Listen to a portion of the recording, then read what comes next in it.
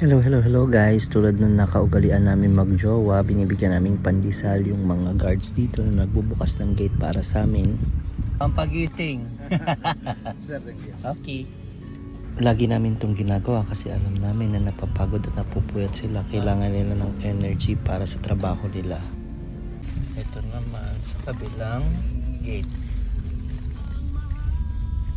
Ayan nga si ate, lagi siya nagbubukas ng gate para sa amin sa 10 oras ng gabi.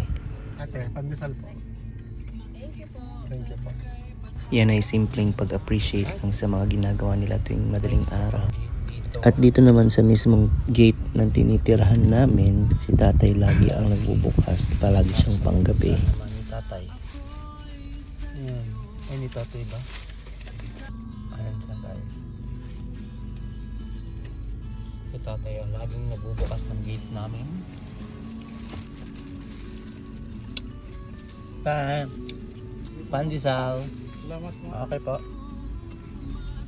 Amin.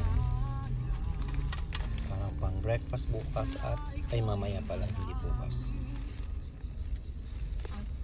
Yan guys, huwag nating kakalimutan na tumulong sa pinakasimpleng paraan na kaya natin because sharing is caring. Thank you so much guys for watching. Bye!